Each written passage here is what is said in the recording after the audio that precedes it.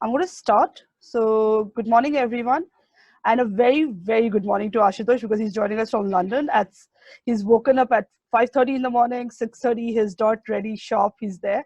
So, thank you so much for that. And like I said, this is our ninth fireside chats. Thank you for being so supportive because you've been joining us regularly. Today's talk is going to be on India and China, the future of Asian energy diplomacy.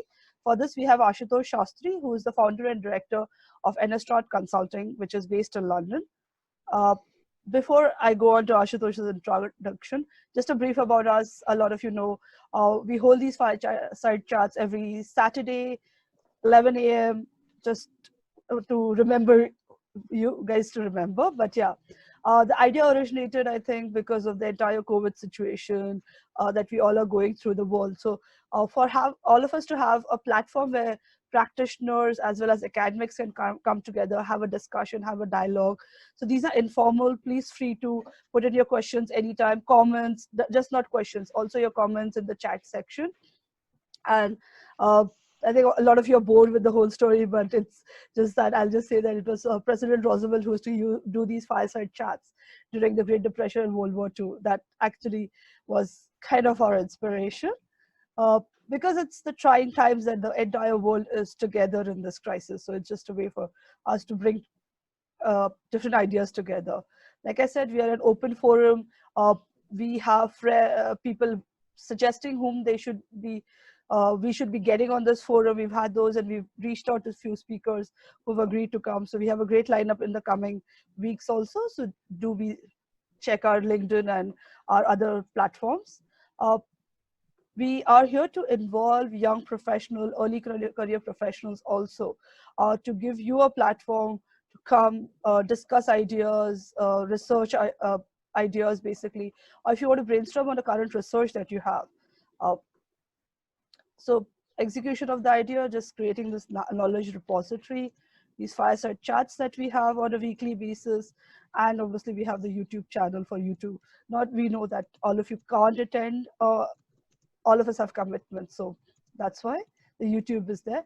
These are just the broader topics that we have that we would like to cover, but definitely open to suggestions because I think we live in a very interconnected world. We're always open to suggestions. Write to us, reach out to me or Shreyas, my co-host, and my colleague on LinkedIn or email, and we'll be happy to discuss with you. Just guidelines. Like I said, I don't like being the police, but it's just good to go over it. So respect the view of others. Let's have a constructive dialogue, a discussion, debate, but in a very, very healthy manner. But do express yourself because my professor used to always say there are no stupid questions and stupid comments. Say what you feel like. There are 10,000 other people who are thinking the same and they don't want to speak out. So please go ahead. Respect the purpose of this community, but definitely respect intellectual property because everyone is working really hard. Our presenters are really, really working hard to bring this information to you. They're working on this. It's part of their research, part of their work. And we need to respect. If you want to use anything, please reach out to the speaker or to us if you don't know how to reach out to speakers. You definitely have our email addresses. Reach out to us if you want to use their material or want to reference their material for some research. In the past, we've had this, where people have reached out to us and said, hey, listen, I want to speak to the speaker and just possibly see if I can integrate their research into mine. And we've always been happy to connect. And again, basic discipline, don't post defamatory, abusive content, threatening comments. And anyone who does that will definitely be barred from future events. So that's us. And on to today's session. So that's Ashutosh Shastri. He is based in London. He is the founder and director of EnerStrat Consulting. And beyond that, I know few of you know, but he is a very, very dear friend of mine. I've known him for nearly 10 years now. The story of how we met is a different serendipitous kind of a story, but yeah, we'll leave it for another day. So Ashutosh is the founder of EnerStrat Consulting, as he said. It's a London-based international strategic management consultancy practice in energy sector. He is not just that, okay, by the way. He advises international energy companies on petrochemical and petroleum sector. He's the advisor for Global Gas Center, which is based in Geneva. He's a distinguished fellow, a non-resident at the Washington, D.C. based Energy Policy Research Foundation. He's a member of advisory board, and he also teaches at the ESCP Business School, London. I got that right. Due diligence for private equity and VC funds, he's done that. He's provided analysis on macroeconomic and geopolitical trends in energy and its implications for investors and asset managers. He is an independent expert on commercial renegotiation and disputes in natural gas, LNG, and electricity contracts. He has been an advisor for several track to international initiatives on energy transitions, clean tech, climate change negotiations. He has experience working in carbon markets, energy and climate finance, and energy clean tech investing. He has published several papers related to the energy sector, and he's chaired several UN conferences on energy policy and trade. Okay, yes, I am getting to the end, hopefully. Yeah, he's a member of several committees in World Energy Council, including the Trilemma Group, Global Energy Scenario Committee, and the International Task Force on Nuclear Energy Strategy post Fukushima. Yes, and by the way, trust me, that is just a very short bio. I have a much longer one, but yeah, that's you, Ashutosh. Over to you. Thank you. Thank you, Pallavi. It's a pleasure. Am I audible? Yes, you are. Okay. All right. So first of all, very good morning to all of you. If any of you are joining in time zones behind London, which is in the US, then I really appreciate your love and affection. Those of my friends joining in from London, also I thank you for your love and affection, because unless you really love this subject, you really can't. It's not a subject to get out of bed at 6:30 in the morning. But my objective today is not to spoil your lunch appetite, but to walk you through what my observations have been. I'm not international energy, international relations or security side of practitioner, but I have a sufficient amount of interest in that area. My beat and turf really has been the energy sector, and the geopolitics of it is something that I've had to kind of learn as I went along, and as I kind of progressed from technical to commercial analysis to kind of doing more interesting stuff in energy. The whole importance of geography, geology, international relations, all of these things started to kind of meld into my work. So my work tends to be of an interdisciplinary nature.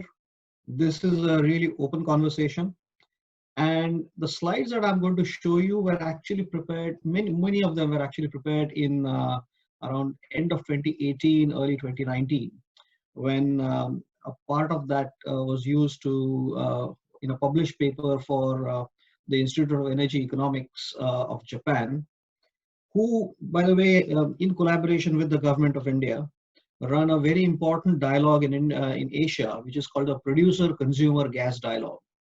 And it is one of the few dialogues where,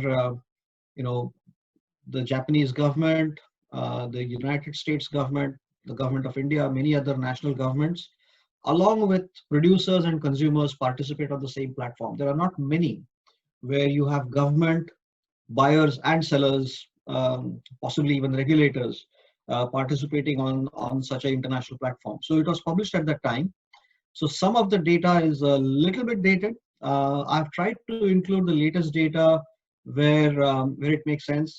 For example, where the current state of play in the LNG market is very interesting. Those of you who are interested in a V-shaped recovery, let me break you some news that the US has just published its oil production report for the last 2 months. And the rise, it's a true V-shaped recovery. It's a very interesting chart. And it is perhaps the fastest rise in oil production since 1963 in the US.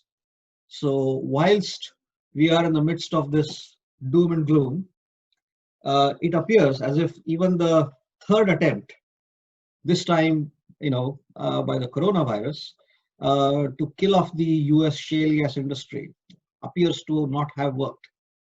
There have been other attempts, you know, not something related to corona, but relating to international events or OPEC decisions, where it was thought that America as a buyer, which has always been the case, is something the world can understand. But America becoming a large supplier outside of the OPEC creates a very unique situation for international relations and geopolitics.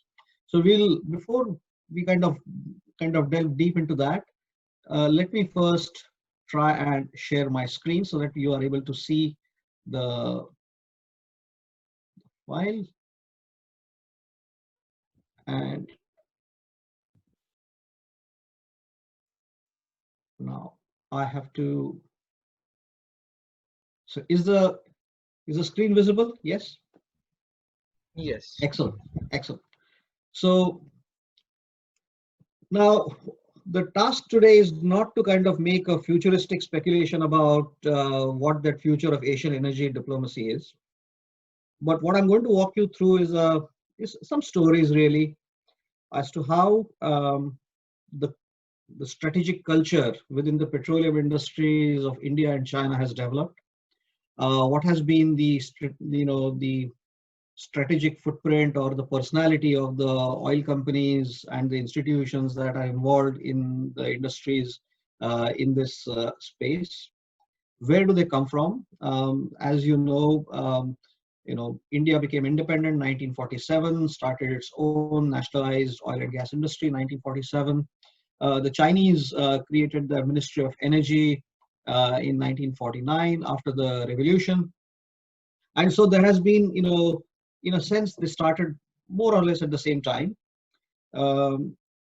Russia was an important interlocutor for both the countries, and also in helping the two countries set up their petroleum industries. That has also been something common. So we're going to look at a few things what are in common, a few things that are different, and then kind of based on that, we are going to kind of make some assessments and a discussion really today.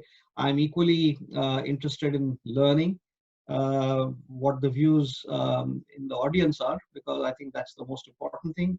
You'll learn by sharing and speaking with each other as opposed to each other. So I'll kind of set off with my first slide. So what am I talking about? I'm kind of my view is really that just one second. Yes. So energy geopolitics has always been seen from the lens of oil, and it has always been seen from saying, oil imports, oil exports, oil revenue, OPEC, and all of these things are important and probably will continue to remain important for a while. But the submission I would like to make today to this group is that the world is now in a transition, and Corona has accelerated the transition because now the risks associated with climate change have now percolated down to a level where people really begin to understand what a climate calamity might now look like if this is what a health calamity looks like. Climate calamity would be a health, economics, human survival kind of a calamity. This discussion is not about climate change. I know this discussion is about energy and energy geopolitics. What I want to really submit is that gas is the new oil. And this is so because as economies around the world will transition and are already transitioning, natural gas or LNG is the cleanest burning fossil fuel.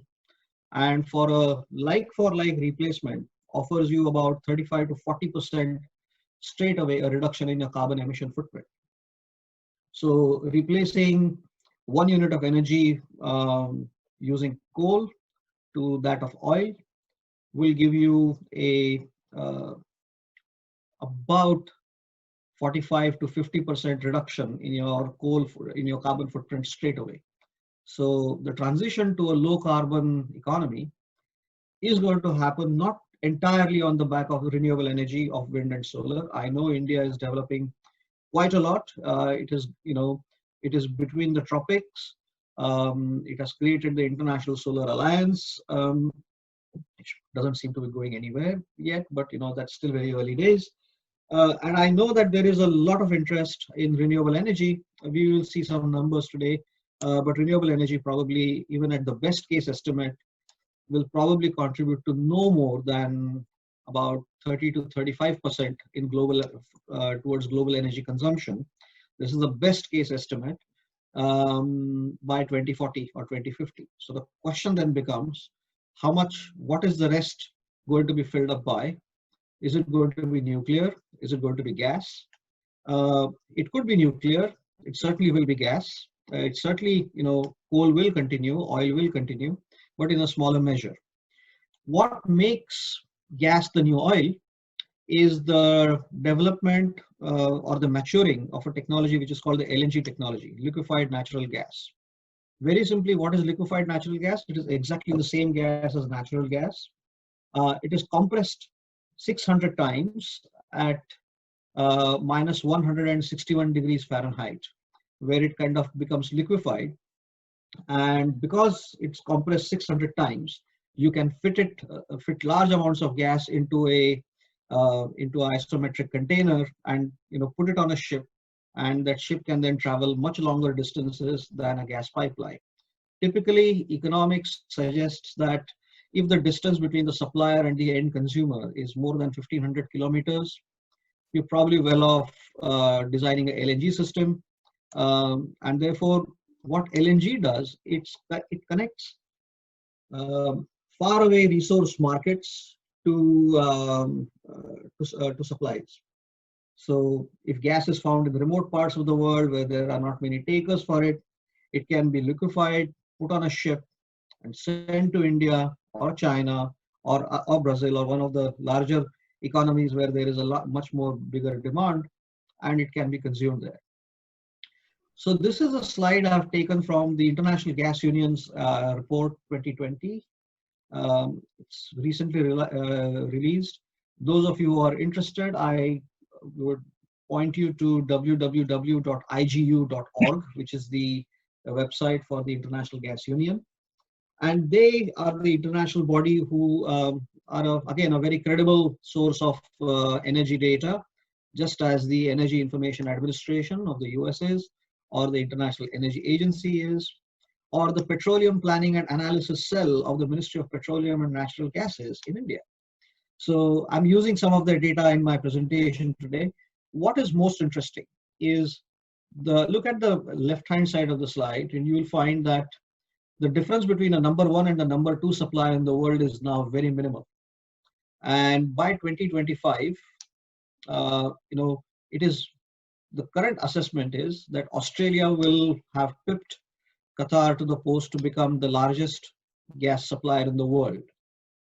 And this is something that the energy world has not fully fathomed, because in a normal person's mind, energy comes from the Middle East. That's how it has always been.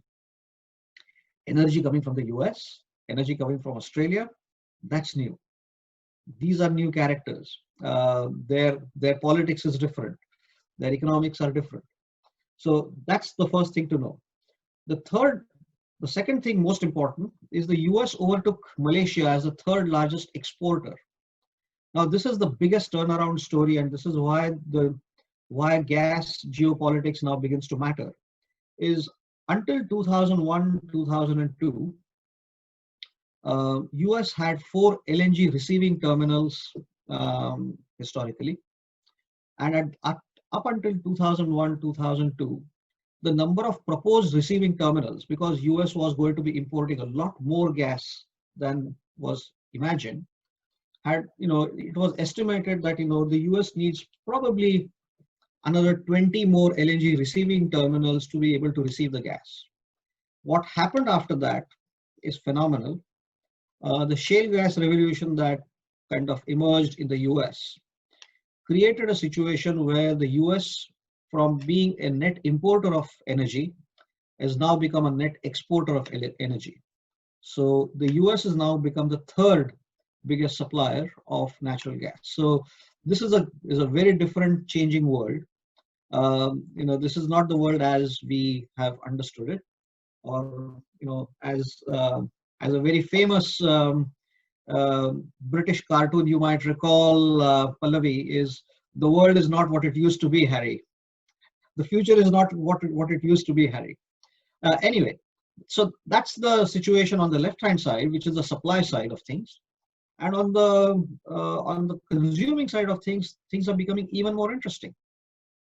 The first thing is that Japan has historically been the largest market for LNG.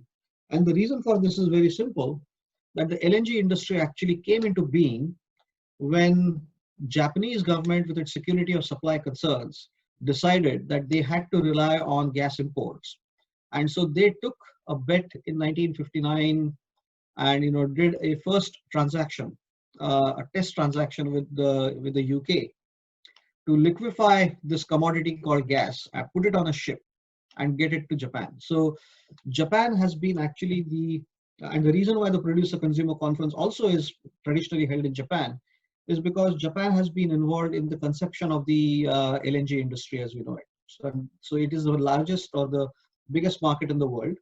And for the first time, what we are seeing, as we see on the right hand side, is that the Japanese imported LNG has now started to come down. It is minus 5.6 million tons less at 76.9 in 2019 compared to 2018.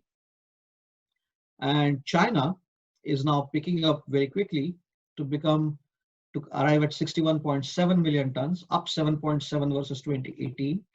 And the consensus is that by 2025, China will have not only overtaken Japan, but it would have become the biggest LNG import market in the world by far. What it does, those of you who are kind of inhabit the world of economics, think about the bargaining power of consumers. And so, that bargaining power is going to manifest itself into a cooperation based, international relations strategy, a contest-based international relations strategy. And that's why I thought that, let me lay out some numbers to you to kind of give you a flavor of, where we are coming from. What is the last thing that I will say on this slide is that the largest global LNG trade flow routes continue to be intra-Asia Pacific, which means between Malaysia, Indonesia to Japan and Korea. Now, you could qualify Australia also to be part of the Indo-Pacific. So what is the implication? Why is this important? Which means for the US to find a toehold in this market is not a given. So they will have to break into this market to figure out an output for their, growing gas balloon, as I would call it. And therefore, the reason why the whole Indo-Pacific situation or the developments or the proposals that have come out are largely driven by the US's desire to be a commercial participant. So the prosperity agenda of the United States is now equally weighted, I would say, between its energy industry and its defense exports industry. What is different again about the United States in international energy geopolitics is that unlike other countries, which have made their energy sector a very sharp instrument of their foreign policy, the industry being totally in private hands in the United States government actually does not have as much of a lever. And therefore, the energy sector is actually not as sharp an instrument of foreign policy for the United States as defense manufacturing is. So just to kind of give you that flavor, I think, if you look at the next slide, then this is a slide taken from the BP Statistics of World Energy. Again, if you look at the BP website, they have a page called BP Economics. And what is, sometimes what is not very well known is the amount of effort, public service effort that these companies undertake to actually educate the market about what they're doing. So IEA came into being, or any of the energy institutions came into being, the world of energy data and energy statistics was actually created by the then BP. So 2020 would probably be the 70th year when the BP energy statistics so they have been consistently producing global statistics about global oil and gas markets, and now increasingly about coal and renewable energy markets as well. So, and they do two releases. One is in January. The energy outlook usually happens in June, but this time because of the coronavirus, and also because BP has made a very game-changing announcement to the investor community in early this year, just before the coronavirus, that they want to become a net zero company by 2050. The next BP Energy Outlook would be published sometime in September, and I to this audience, for if it is really interested in the world of energy and how the world energy market is shaping up, then the International Energy Agency, the page on BP Economics, where they publish data and information about world energy trade and trade flow movements. I would certainly recommend that. I would certainly recommend the IGU page as well. So for those of you, and I know, Pallavi, that some of the participants today are participants from academia, from both sides of the classroom, as we say. So so that is just a few data sources for you. The slide here is a complex one, but I really want to point out to you only two things. Is that look at now the preponderance of blue arrows compared to the red arrows. The red arrows are the gas pipelines, and the blue arrows are the LNG routes. Now, clearly, LNG does not flow across the land from the west coast of Africa to India. It goes around the Cape of Good Hope. But just for simplicity, to kind of make a point, I think that BP was trying to make also, is that the bulk of the activity and the bulk of the numbers are actually around on the right of the chart in the east. And therefore, the center of gravity for the global energy trade, particularly the gas trade, is clearly shifting east. Why? Because the two of the biggest consuming markets, India and China, are the new markets, in addition to Japan and Korea, which are the mature gas markets. So bulk of the gas consumption is actually now in the east.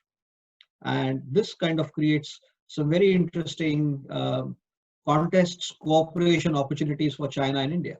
So this is where we now go into the discussion. This is just another slide from BP Energy Outlook to really pose some questions, because what this does is it kind of gives you, whether this, the question about the role of the US and, whether the US gas will find a place for itself in this, interesting energy mix of, gas being supplied from Qatar, from Australia, potentially Iran in the future, who knows? Not yet, but doesn't look likely. But Iran is still also is the second biggest producer of natural gas in the world. For those of you who do not know, so it's a very interesting international affairs, international relations issue, and therefore bulk of the international relations activity. I mean, I have no insight into the whole of it, but I do know that energy, particularly understanding about gas industry, is now become a subject of immense interest for foreign relations practitioners all over the world. The United States has a very specific department relating to energy security, and they themselves also release some very interesting reports, albeit they kind of speak from a United States State Department government perspective, but they're quite interesting to read as well. They make sometimes even some entertaining reading. So the question really is, which Asian countries will dominate this gas trade? What are the lessons that, if there are any, to be learned from the mature Asian markets of Japan and South Korea? And this is more to do with, how do you balance the concerns around pricing, concerns around security of supply, concerns around environment compliance. So these are weighty policy and political matters for national governments. and how you rely on the markets, how much do you rely on the markets, what sort of regulation do you have in place, what sort of internal industry reforms you institute in place, how do you kind of create your national industries and infrastructure which is which is easily understood or well understood by the international counterparts. So all these things actually start to begin to take actually very some importance. What are the emerging lessons from China? And this is where I think we will now move to the kind of core of our discussion today, because I think bulk of our participants, I think Pallavi, I think are coming from India, but I know that there will be a few participants from outside of India as well who would be coming in. So so we will now kind of delve into the what I call the era analysis of the. Is this yes, this is the Chinese oil and gas industry. My screen is getting kind of blocked on the top by the pictures. So I just wanted to make sure that I was speaking the right word. So first of all, what is era analysis? Now, era analysis is a tool and a craft which I learned in my formative years when I spent at McKinsey and Company.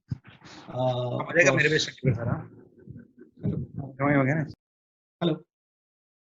Sorry, if someone is unmuted, please mute yourself, because we have a lot of participants. So I just, 1 second, Ashutosh, I just want to ensure everyone's muted. I think, yeah, you can start. Go ahead, please. Okay.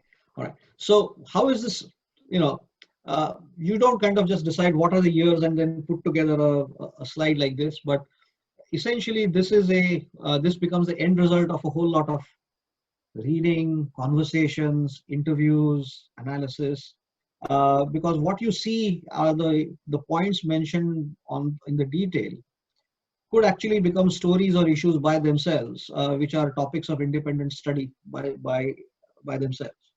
So you put together all of this and say, you ask yourself a question: what particular fundamental change happened to either to the industry structure or to the conduct or the performance?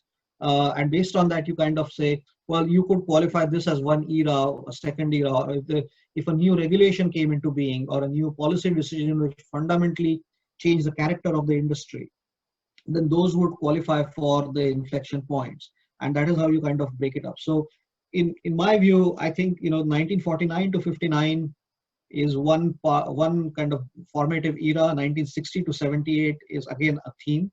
And what I've done is, what these themes or what the overriding governing thoughts were are kind of highlighted in the bottom part of the chart, highlighted in green. Because it might not be possible for me to kind of go through each and every individual element on this slide in detail with you. But what I would like you to know is that the origins of the Chinese oil and gas industry are in the Chinese People's Liberation Army. And this is a very unique concept. The industry was being built by the Chinese army. And why was that? Because at that point in that conception, the Communist Party of China, which had taken power in China, decided that oil sufficiency and oil industry is critical to national security, and therefore the oil industry was seen from the lens of national security. And so they decided that they were going to create the 5th division of the 19th PLA army into an oil corps. So what it meant was that the soldiers who were kind of recruited were trained in the oil and gas industry. The value proposition that was given to the officers and men who were inducted into that corps, was that we are going to give you we're going to teach you a new craft and a trade, and you will work in the petroleum industry. And so you will have a career after your military career into the energy industry. So a lot of the early professionals in the Chinese oil and gas industry were former militarymen or militarymen who kind of switched over from the military to the Chinese oil and gas industry. So this is something very important to understand. Now I know at the moment that I've some of the noisy television channels that you get to see in London seem to indicate that I've heard a comment that oh, the Indian army is a volunteer army, but the Chinese army is a conscription army, and there's a money motivation and all of that. So, and I know that it's very easy to conflate that with the other army that we are always interested in, which is the Pakistan army. But I think the commercial nature of the two armies in China and India and Pakistan are different in the sense that the commercial element of the Chinese army comes from training and infrastructure. So it comes from a skills perspective, whereas that in the Pakistan army comes from a perspective of where you came from, if you're a landowning family or not. And so there's a very different character. The commercial nature of the Pakistan army or the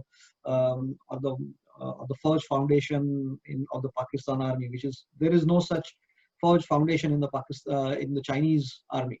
It is, the Chinese army has different industrial kind of specializations, which is again very interesting to understand from newer technologies like machine learning or artificial intelligence. Even some of that has actually been, again, as one reads, I'm not a practitioner in that area, is that a lot of that skill comes from the Chinese army. So the Chinese army brings in people, trains people, and then people have an alternative skill in a trade or a craft while they are while they are conscripted into the Chinese army. So this is a very important point to actually understand from the character of the Chinese oil and gas industry. So the Ministry of Petroleum was formed in 1955, and very quickly they created what is called Regional Petroleum Administration Bureaus. We are going to call them PABs for short. Their Chinese name is rather a long one. But essentially what they did was that they kind of carved out different areas of China, and they said, we're going to create a petroleum area around it. And then the Chinese army got to work to start to build the infrastructure, pipeline infrastructure, compressor stations, routes. So this is something which is very unique, because the moment the conclusion within the policy establishment became that petroleum is a strategic risk, petroleum is something important for national security, they actually tasked their military to build the infrastructure for them. And so much of the gas infrastructure that you are seeing in China today is military created, military orientated infrastructure with security and their location of their bases and all of that well baked into. So there is a method to their infrastructure logic, and the logic is a military logic. Oil and gas production picks up in, and of course at that time, Russia was a communist, Russia was a country which was keen on exporting its petroleum expertise. And so it offered its help to China, as we shall see later on. It also offered its help to India. So the creation of ONGC, which was then, today it is a corporation, and when it was created, it was called the Oil and Natural Gas Commission, was a government of India enterprise, and we'll come to that. But the Chinese started to receive technical assistance and indeed oil and gas resources from Russia. But they immediately started to strain. And why did they start to strain? Because you see, Japan had created the LNG industry because they looked at energy from a security perspective as well. So energy security was such an overriding concern that the Japanese economy had started to kind of build up in the post-war years. So the Japanese demand for oil grew to such an extent that and the Chinese, which had got their supplies, they were not able to deploy all of that oil or gas resources that came in from Russia into their economy. And so in their mind, the Chinese decided to, or the Chinese government or the Chinese Communist Party decided to re-export some of the oil and gas that it got from Russia to Japan at a discount to the prices that Russia was offering to Japan. And naturally, in any business or a trade, if you buy a commodity from someone and sell it on to someone else, you are destroying the market of your supplier. So the Russians were not happy with this sort of commercial smarts, as one would call it. And that was the cause for a very significant deterioration in the Russia-China relationship. Again, this is very important to understand because we kind of in our mindset think, well, they're both communist countries, they both go a long way together. In the war years, they played a certain role with each other. But post-war, so the relationship or the energy relationship between China and Russia is not as smooth as the world would have you believe. And this again is an important consideration when we start to look at the future as to what sort of, because Russia now has started to become an exporter in gas business. The northern route, which is the Arctic route, has now opened up during the summer months. And this is because of climate change and the Arctic ice cap now kind of becoming liquid. You are able to kind of, have, large gas carriers, cross the Arctic Circle and supply gas to China and to Japan. So those early movements of LNG cargoes across the Arctic have also started. So again, this is going to be something which is going to be very interesting to watch. Now, 79 to 91 is a very different period. By this time, these petroleum administration bureaus, as I've already mentioned to you, were created from the military. So the commercial acumen that is required to run a business, or the understanding of how international oil and gas business works, how oil trade works, none of this was actually, these skills were not in existence during the early years of the petroleum administration bureaus. Secondly, there were also some governance related problems where, the award of the senior management to the appointments of senior management to these petroleum administration bureaus were made on the basis of political allegiance and not necessarily always on the basis of skill. And, there was, in those times, of course, the whole idea of, shareholder management, stakeholder engagement, all of these things were non-existent at the time. And so sorry, about 5 minutes because we already have like. Oh, really? Okay. So then we really need to rush through. Yeah, 4 or 5 questions already here. So yeah. Okay. So so essentially between 79 and 91, while the Chinese government wanted to kind of, make, give a legal entity to this petroleum administration bureaus, there was a significant management failure by 1995. And so, there was a restructuring of the Chinese oil and gas industry in 1995. The idea of, that you can create these petroleum bureaus actually did not work. 1998 also was the first time after 1973 that the price of oil touched $10 a barrel. And so again, just as 1991 was a moment for us, 1998 was a moment for the world that we had to kind of take a very serious talk about a reform program. So after 1998, the $10 oil, the Chinese natural gas industry has now gone through a huge amount of restructuring until 2008. They've created, 3 large groups: the Sinopec Group, CNOC, and CNPC today, which control 90% of the production and almost all of the imports of Chinese energy resources happens from CNPC through PetroChina. And the Chinese projection is that CNPC or PetroChina, and I will come to the duality in a minute, are independent state-owned organizations, nothing to do with the Chinese Communist Party or the government of China. And they are, like any other nationalized oil company. The reality is that they are not. They are somewhat of a mixed model where, the executives who are appointed into CNPC and in PetroChina. Now, PetroChina is listed on the stock market. It's listed in New York, but its biggest shareholder still continues to be CNPC. So there is a duality between CNPC and PetroChina. And so which means that to the outside world, CNPC PetroChina looks very much like a national oil company listed on the stock exchange, doing all the right things that as it should. But internally, again, they just look at the Chinese Communist Party and for signals and for guidance. So it's a very, very unique governance model. And I think I will stop on China. I'm happy to cover it in the round of questions. I will jump through the next slide because many of you will be familiar with it.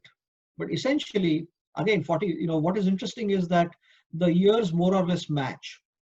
So the Oil Fields Act came out in 48. ONGC was formed in 1958. Russian technology cooperation started, but something changed. And what is interesting about the Indian experiment in oil and gas is by the time the Indian National Program for Petroleum had started to kind of get its act together.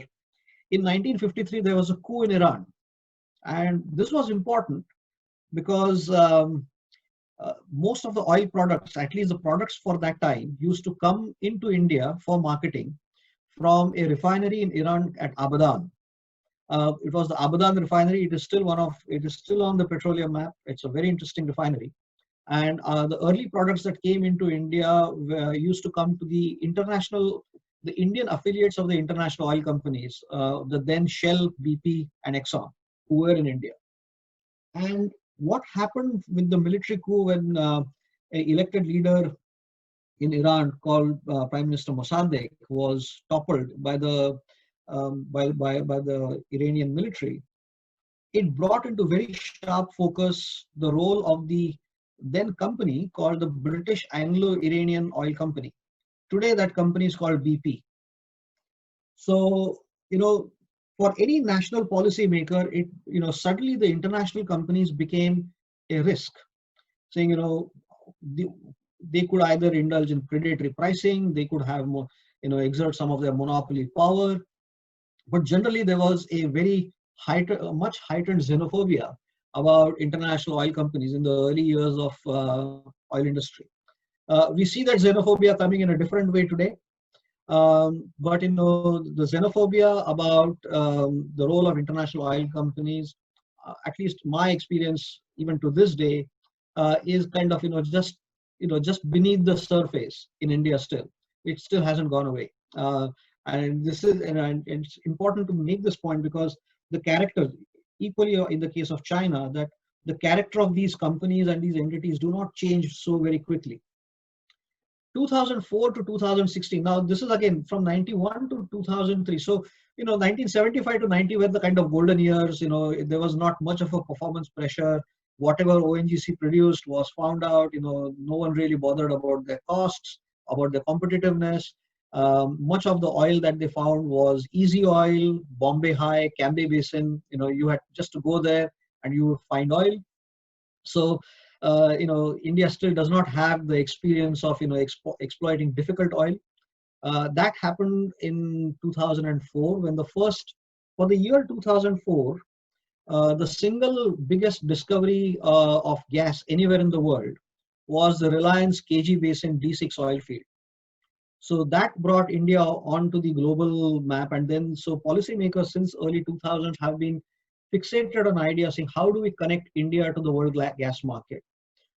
How do we do so on our own terms? Is it possible to do so? And that has created a rather interesting behavior, shall we say. And it has worked. In some cases, it hasn't worked. We found some very good allies in Qatar who have helped us in building our LNG the French helped us in building our receiving terminals. So the French company NG today, which was then called Gaz de France, has until very recently used to own a share in Petronet. So again, it no longer owns that share, and the whole. When I say xenophobia, I kind of speak with some insight about how that played out on a day-to-day basis or a year-to-year basis. It was very hard for the French to understand our appointments process, the culture in our state-owned companies, but they did a very good job. The Dahej terminal was set up with their help. Then they helped set up. They provided technical assistance in the Dabhol terminal as well. And then, of course, Shell developed the terminal at Hazira. So, so things are now picking up. Ashutosh, So, I hate to interject. You have about 8 yeah. to 10 questions. Oh my God. Okay. Yes. So I'll kind of, so just to give you a flavor, so this is the domestic production in India, the spike. So the blue line shows you how the government-owned assets have produced. The red line actually tells you how volatile the private sector production has been. Bulk of this peak is actually related to the D6 field. which now has developed some problems. Now, whether these problems are of a technical nature or a pure political nature or commercial nature, I'm probably not going to talk about this because it's still very recent memory. So, what does this point to in terms of era analysis? I think these are some questions. Um, I think the slides are going to be available to you, so you can always go to these slides and kind of refer to them. But these are some important questions from the international perspective about questions that an international investor may actually now ask about China and India. And what are the similarities? What are the differences? I think the biggest similarity is that both petroleum industry in both the countries has got the mixed blessings of central planning, as I call it. Central planning has worked to a certain extent, has been helpful, but it comes with its own limitations. I think both countries realize that they have to manage their growth, they have to manage it in a manner. These are high population countries, rapidly urbanizing countries. Air quality matters. You might be surprised, but political pressure in China is actually quite high on the government regarding pollution. It's way more than what I see in evidence in India, for example. What are the differences? I think the biggest difference is that India has actually not delivered on the execution to its transition to the low carbon economy. So it's still a bit player in the gas industry. It does not have the kind of weight that it is supposed to have. It is unlikely to get that weight unless the power sector reform in India is actually completed. And that creates some very new, interesting problems. So what I've done here, and this is, by the way, my last slide, so I will stop here, is I've taken India and China, I've taken different sources of made by different institutions. I have added, the blue one is my own company, EnerStrat Consulting. So, I'm going to put a plug there for my advisory work. But I think what is apparent here is that the variation in the numbers for 2020, or even for that matter for 2025 or 2030 for China, is not as high as the variation in numbers for India. At a magnitude, they are way different. If you believe the McKinsey research, then by 2030, the Chinese gas market is going to be 5 times as big as the Indian gas market, and that has some very serious implications for the commercial relationships or the contest between China and India. By the way, I am of the view that the current eyeball to eyeball situation that we see between China and India is a cherry on top, in the sense. A bulk of the whole contest will actually happen in the commercial and the technological space. Within commercial, a very large part of it will actually happen in the energy space, because to be able to grow these economies, you need energy. So the contest for resources will be quite intense in the next 5 to 10 years. And therefore, the eyeball to eyeball confrontation that we've not even seen any engagement. Now, I hear there is a process of, gradual disengagement. A war is probably not in the interest of both the countries. Again, I'm no expert in these matters, but a contest at the commercial strategic level between the two countries is absolutely unavoidable. One small point, I have red flagged this number because this is the government of India's own projection. And I have to say this, and it has to be said, that it stands rather at odds with the assessment of all other institutions.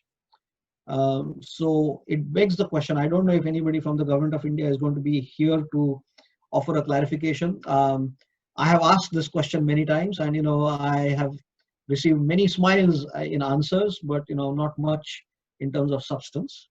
But I think it is a real issue. We really need to get our act together, because if this goes out as a statement of aspiration to the international oil and gas industry, the number doesn't look very credible. It doesn't kind of put us, position us in a very good light. So I'll highlight that. No criticism, of course, but it's important to kind of highlight that this number is just in stark contrast to everything else. So take it with a pinch of salt. With that, I think I invite you to follow me on Twitter if that's possible. if you are on Twitter. Not, you may choose not to follow me, but I just thought, this is probably the best way to reach out to me. Of course, to a limited extent, I may be available for further, engagement or questions or whatever, Pallavi, but I will really leave it to your good offices how you want to manage it. So with that, thank you for enduring me for such a long time. Thank you very much. Perfect. Thank you so much, Ashutosh. So, uh, for those of you who don't know, Ashutosh has been in this field for nearly 20 plus years. So I think he is speaking from a lot of experience that he's gained and the people that he's interacted with. Ashutosh, if it's all right, can we run a little over 12, like in India, 10 minutes Sure. over? Because we have That's a lot absolutely of fine. 10, 12 minutes over, because we do have a lot of questions and I do want to address. So I'm going to reserve my question for later, but I think one of the discussion questions that popped up was from Samir Guduru, who's asked about energy is not energy the primary driver of US geopolitics, the American geopolitics, because of US sanctions on Iran led to India's crude oil imports from Iran to reach zero, while the US with its increased shale oil production successfully replaced Iran as an importer of oil into India. So Okay. Are we sure that energy is not one of the primary drivers? Well, let me put it this way. The US government can only provide some guidance to its industry as to what they can do, what they should do. US diplomacy actively promotes gas. So the State Department, the Energy Department within the State Department has a very explicit mandate that US's commercial or prosperity agenda is driven by becoming becoming an exporter of gas to the world. You know, in their enthusiasm, they have also labeled natural gas very recently, and they no longer talk about it. But if you Google it, they called it freedom gas, saying gas is going to free you from nasty governments around the world. So to that extent, yes, they are interested, because the US is interested not because it kind of sees this as an instrument of its foreign policy. It sees this as an instrument of its prosperity agenda, whereas it has a much greater control over its aerospace industries or its defense production industries. Again, those again are shareholder owned companies, but within the Washington Beltway, you know that it's defense exports, which kind of where the government has a bit of a say. The US government cannot force a private player like a Tellurian or a Cheniere, saying you must go and here is a contract for you, and so it doesn't work that way. Cheniere and Tellurian, the two US companies that are active in India, for example, have to win those contracts on their own commercial acumen and on their own terms. So to that extent, it is, I would not say it is not important. Of course, it is a tool, but it does not use it as sharp and as blunt or as sharp a tool as other countries like Saudi Arabia for oil, or Russia for oil and gas, or many other countries, because they are not those. It is the companies that operate in those countries are directly controlled by the government.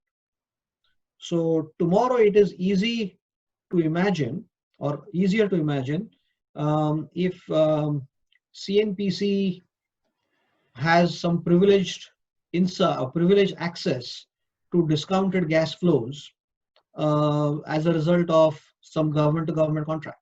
Indeed, actually, to be honest with you, the current US-China agreement, which was the renegotiated one, places a huge onus on the Chinese government to procure energy from the United States. And in the current context, that is the part of the agreement that looks unlikely to be satisfied by the Chinese. And so the cause of future US-China conflict is already embedded in the current agreement. So yeah, so if that helps. So from Samir Malia, the question is about just like we have the peak oil, are there any timelines predicted for peak gas?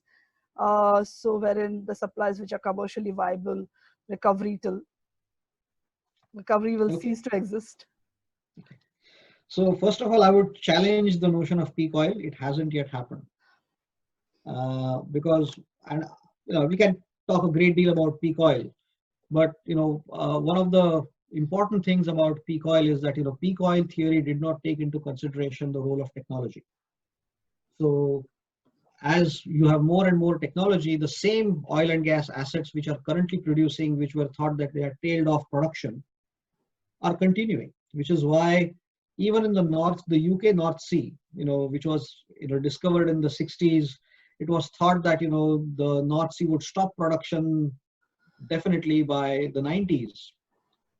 The UK North Sea production to this day even continues. So to that extent, peak oil theory actually, to base a question on peak oil theory is probably, I would kind of, question that question because, it doesn't take into take.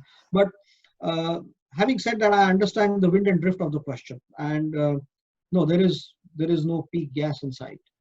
And there are and unconventional oil and gas resources which were not even there within the gas reserves considerations until very recently, have created just in one country a huge amount of resource. Now, just by the way, if you look at the global unconventional oil and gas map of the world, you might surprise yourself with the amount of unconventional oil and gas resources in Balochistan and Sindh and the Thar Desert. And that creates a very unique security situation for the subcontinent. It's something that not many people talk about. But tomorrow, if there is a US-Pakistan joint study effort, joint collaboration to develop the energy resources in Balochistan or Sindh, it is going to create some really interesting scenarios for the subcontinent. Right.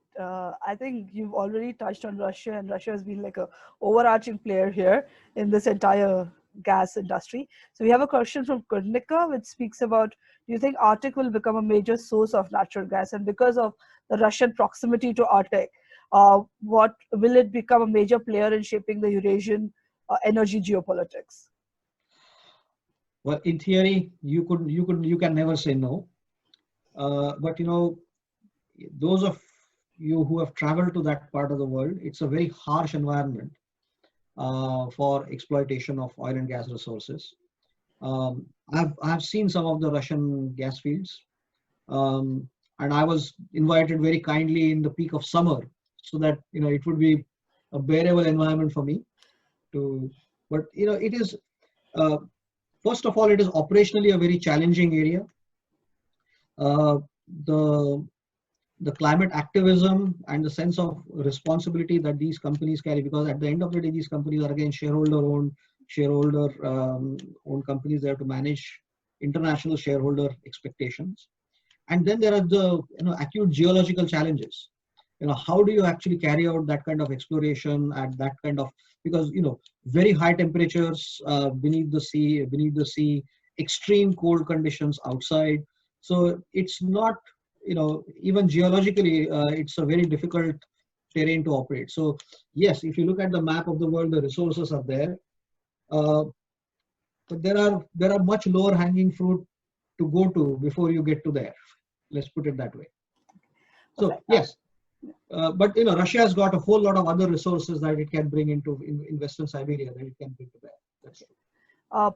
I think you did touch on Australia and its role in this entire natural gas imports. So do you think India would, that's a question from Samir Guduru, it's as far as diversification of India's primary energy market is concerned, should India quickly explore natural gas imports from Australia, considering that the international shipping lanes to Australia would not be affected by the geopolitics, what's happening in the West Asia? Yeah, we are already doing it, to that extent, yes, but again, the problem is some of the Australian projects are, again, very challenging geological projects. There is a platform called the Prelude Platform, which is, that is a very expensive asset because it's a floating oil and gas. So it's a boat, it's a ship that floats over the sea, and that acts as a platform for oil and gas production, and LNG is liquefied on board, and then it's transferred ship to ship. It's a so as a result, what happens is that the delivered cost of that gas is going to be rather high, and India is one of the most price sensitive markets in the world. So whether Australian LNG will be affordable for India is the right question to ask. The Australians, of course, want to sell us LNG. Of course, they would want to, but the price at which that gas is available is probably, there are other fish to fry. Perfect. Yeah. And China has to come up in the discussion. So we've had in the recent couple of months, years, we've had China being the belligerent player in this, the domination of IOR, sea lanes. How do you see all these developments around China and its neighborhood and in the larger geopolitical schemes impacting the import of LNG to China? And also, do you see any axis evolving, which we've already seen in the defense sector, possibly, and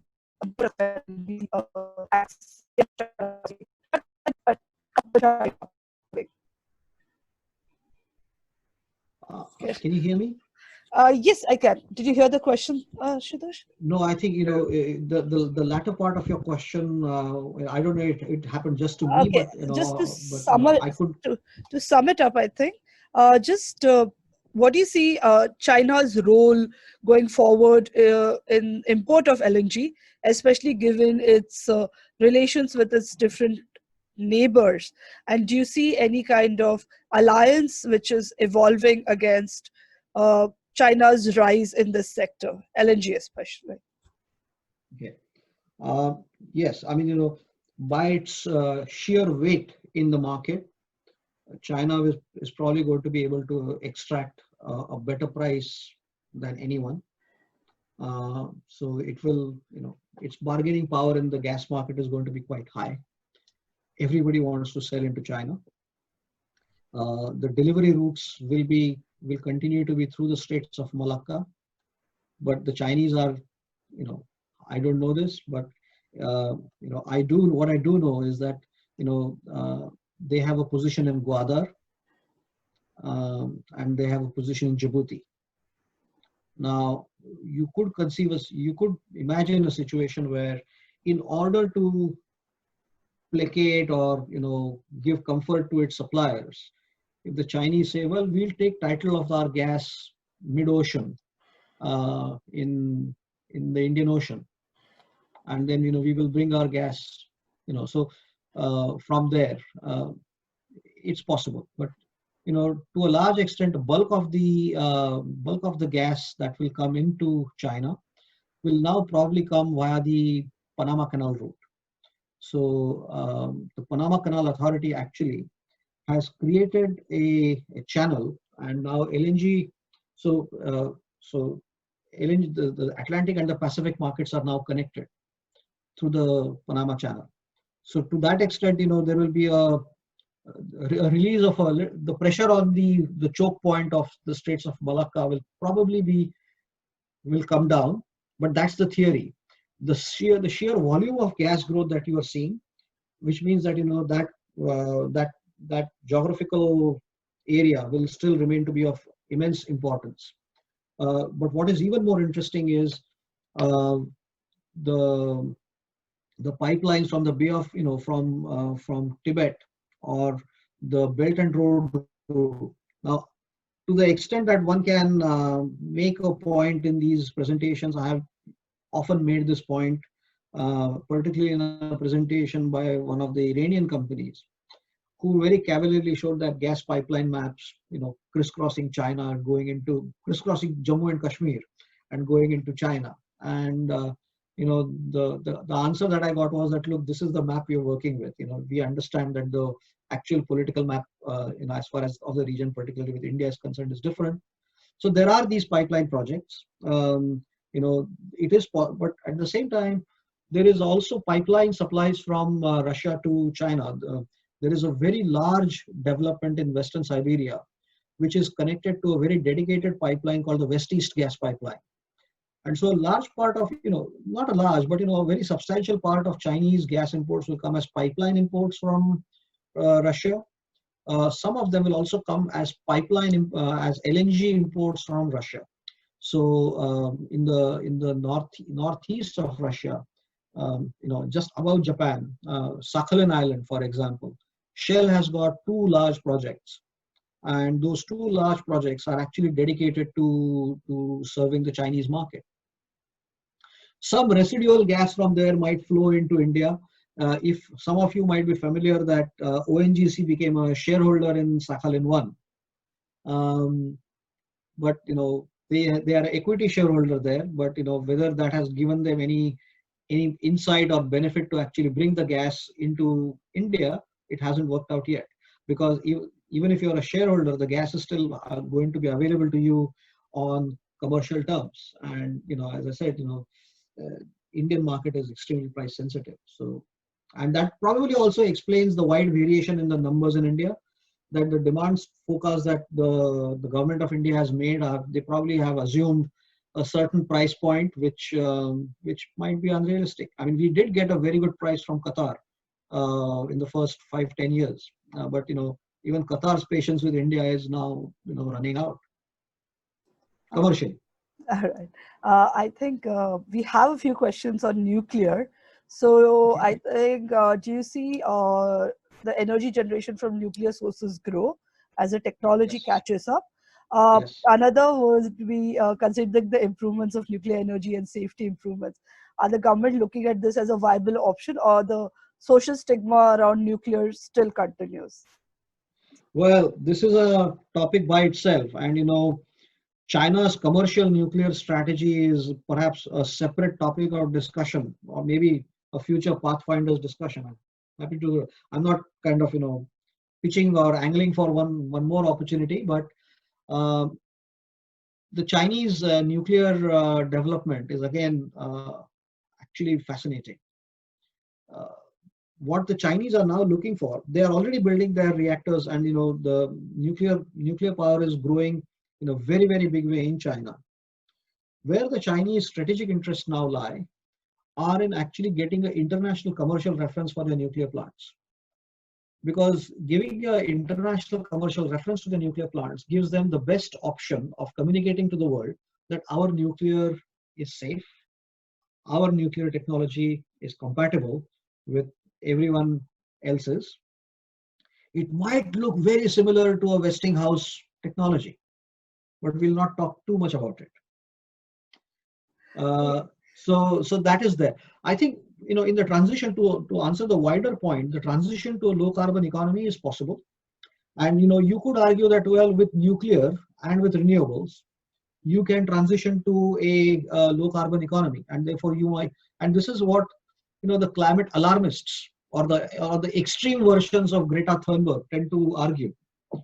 But you have to understand that when these projects start, they are very low variable cost supplies. So once you have a nuclear plant, or once you have a wind plant or a solar plant, the price available or is very low. But the capital cost associated with that is much higher. So how are you going to justify the high capital cost investment with a low per unit revenue? So it's a very different, it's a very unique, it's a very complicated circle to square. And so these are the kind of practical barriers to and this is the engineer in me speaking, of course, but this is nothing to do with geopolitics. There are some real engineering commercial challenges to kind of move away from fossil fuel. I don't see it. I could be labeled as a poster child for the fossil fuel industry, but I've nailed my colors to my mast maybe. But that's where I stand. So moving from nuclear to hydrogen, how about hydrogen as a possible clean energy alternative in the future alongside natural gas? Do you see a future for hydrogen as a fuel, as a storage mechanism, and even in fuel cells? Yes. Now that is happening to a very large extent in Europe. This is this is the sharp end of techno-commercial development in Europe and in the developed part of the world. And it is largely to do with the fact that natural gas is CH4, hydrogen is CH2. So you have the carbon shift equation, and you can capture the carbon dioxide. So hydrogen development is predicated on the parallel development in carbon capture, utilization, and storage. So it is definitely within the realms of possibility. In some parts of the world, at the moment, it is in the realms of probability. But it has to meet the stress test of technology and economics. These are large capital projects. Investors are not going to lend you money for something as speculative as that unless they are actually quite sure. So there's a lot more ground to be covered. But I do know that I've had even some conversations in India also, which is that India is now looking at hydrogen and all of that. Yes, it is. So yes, with the kind of technological skill base that is available in India, the size of the market, which is a big advantage. So this is where your demographics can work in your favor. You could try and make the economics work sooner than later in India, but still there is some time travel to go. Okay, perfect. Because we did put energy diplomacy in the title, so we are going to have a more geopolitics question, but related to, when you say energy diplomacy, we also see the role of foreign ministries involved. So what do you see has been the role of MEA in this? Does it have a necessary organizational structure to be a big player, I think, in India's energy diplomacy? Difficult for me to make an assessment, but I'll give you my input. The MEA actually had a division for energy security and technology and energy. There was a joint secretary in charge. I have met a few who was joint secretary energy security. And so to that extent, the MEA has recognized the importance of energy security, and it is a lot of it has to do with our own existing relationships. Some of it has been in relation to our investments in Sakhalin Island, for example, or a company called Imperial Energy in Russia, or India even made investments in Sudan, which became quite hairy at a particular point in time. So yes, we've been adventurous in that sense, but I don't know. I mean, the last I looked at the MEA website was a month or so ago, and I could not see the name of that division there. So I don't know whether now that division in the new dispensation has been given the short shrift, or whether it has been merged into something else. But I would imagine that that institutional knowledge is just being kept somewhere. But and this is my view about not just about the whole dimension of energy, but it is to do with staffing. I know I live in Britain here, and I know that the strength of the British Foreign Service is somewhere around 4,000 to 5,000 officers. The Chinese probably strength is twice that, right? The strength of the Foreign Service is 1,000 officers, I think, right? There are 200 countries around the world. So how much are you going to stretch? It's a highly professional, highly competent, I have many friends in the service, and not because they are my friends, but on the whole, the intellectual caliber and all of that is absolutely second to none. I mean, that people who are in the first 10 ranks in the civil service exam usually are taken up by the Foreign Service. So these are extremely smart, intelligent people. But how much are you going to stretch them? That's the question. So we really need to build up that capacity. And it is ironic. I mean, it's really interesting that we are such a large country, with a huge talent base. But, the size of our services are pretty small. Can we really not afford to have a bigger size strength? I don't know. But yeah, let's leave it at that. So, but to answer your question, yes, they have it, it's part of their remit. It's very much there. They've done a very good job of it so far. But for the scale of the challenge that I've just mentioned, you need a lot more than that. A lot more than that. Perfect. I am not going to take much of your time. I'm going to ask you two last questions. Trust me, it's a lot, really great questions. It's a Saturday morning, and I'm all right. Perfect. And Oh my God. I'm just holding a whole lot of people from their lunch. As No, long as but we people have don't had mind a that, majority of our participants stay back. So that means you have been a amazing speaker. You've given us a lot of knowledge. So last two questions. One's from Rahul. You did touch on Russia and its role, but what are your views on the possibility of mainstreaming of offshore nuclear power plants? Russia's Rosatom has already commissioned a floating nuclear power plant to assist offshore mining projects. What is the risk related to the adoption of nuclear power plants for large consumption? security. So, hello, can you hear me? Yeah, I can. Yeah. Yes. Okay. Uh,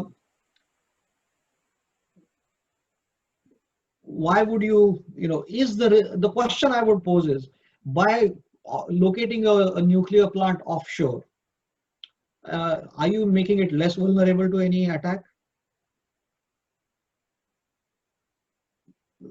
Probably not. Are you adding costs? Yes.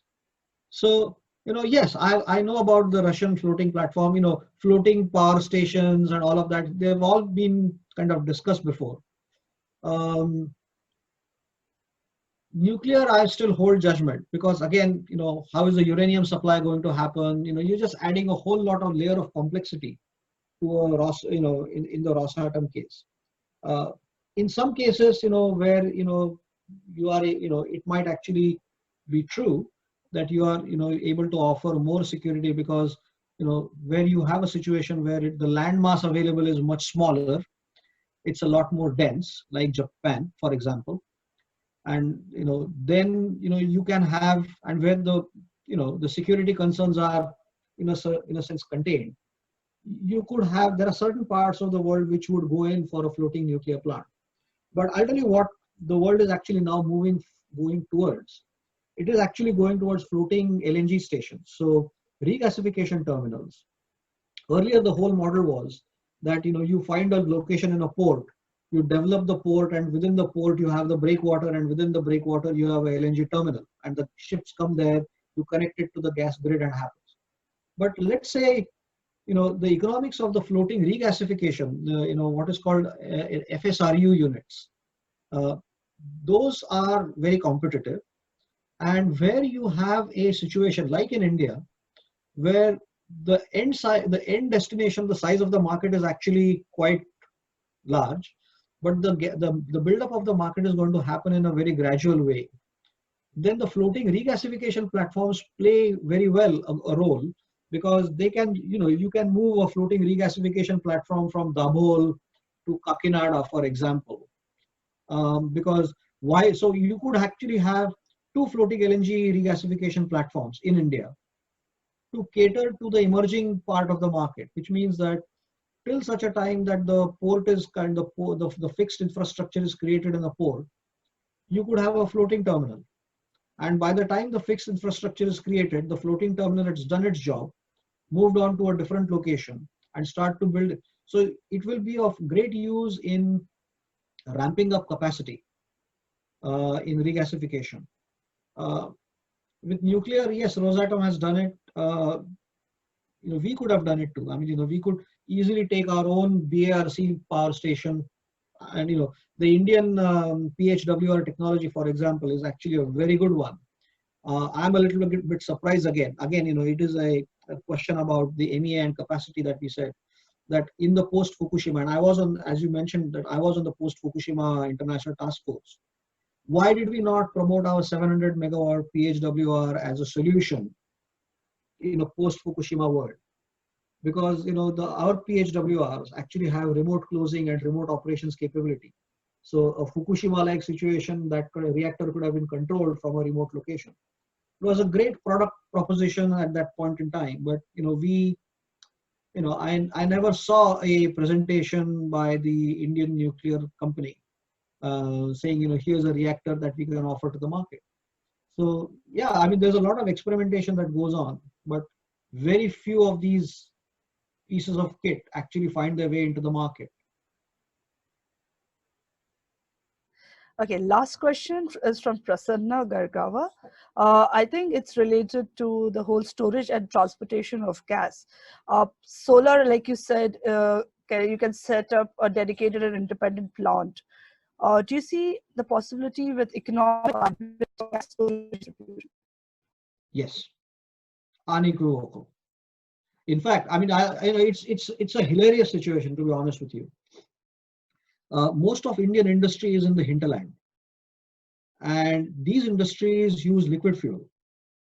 And the price that they are paying for liquid fuel, which is diesel, is so heavy, the delivered cost. If you talk to these industries, cement plants, steel plants, they'll say, if gas was available and if it was available at a competitive price, it's a no-brainer. I would switch to gas. Is it available? Our internal pipelines are not developed. Our marketing is in the hands of state-owned companies who have, in their wisdom, not really understood what their customer is really asking for. It's very much a Ford Model T situation. You can have, any model as long as it's black. So there is a lot of potential for some solutions, including small scale LNG storage facility. I mean, very simple question I always, when I come to India, are saying, look, you've got every state has got an industrial development corporation. Every state has got, its assets in, industrial development corporations. They have real estate. Can they not create an energy storage asset within their own precincts and use it as a marketing tool to attract industries into their industrial areas? So, these are solutions that are right there in the face. I think people understand them, but execution, talking about them is one thing, executing them is very different. And we're not there yet. I will say this, that the execution in oil and gas, compared to China, which is the topic of discussion today, the Indian execution has been rather poor. Thank you, Ashutosh. I can see about 80% of people have for all the material you've covered today. So thank you so much, Ashutosh. I know for ones who joined later, Ashutosh is joining us from London, and he woke up at 5:30. And then he's all ready for the presentation by his time, 6:30. So thank you so much, Ashutosh, for this amazing session. And you've given us fuel for thought for a few future sessions. So we will maybe bother you again to come back to us. And thank you, everyone. It will be a pleasure and an honor. To be honest with you, I mean, I do speak to at a number of fora and everything, but it is something special to speak to one's own, or speak with have a conversation with one's own. Perfect. So it just feels that much more. Thank you for your friendship and the opportunity. I enjoyed it as much. I hope everyone did. The presentation, I will leave it to you, but I'm sure you will have a few more announcements to make. But the presentation is shareable, so long as it is used only for your own work and not commercially or redistributed commercially. Okay, so I know a lot of people have said thank you, an amazing session. But one point from Samir Guduru, he said that several questions more than answers. So you've really triggered curiosity. So there you go. You've done that. And thank you so much, everyone, for joining. Thank you for staying back for so long. I know we usually don't run up, but I really saw everyone engaging. So we didn't want to stop it. Thank you, Ashutosh. And thank you, everyone, for joining us. See you on next Saturday. Another amazing session. Trust me. We'll release the details early next week. Thank you again. And bye. Have a good weekend, everyone. Thank you. Thank you. Thank you. Have a good weekend. Thank you very much. Cheers. Thank you.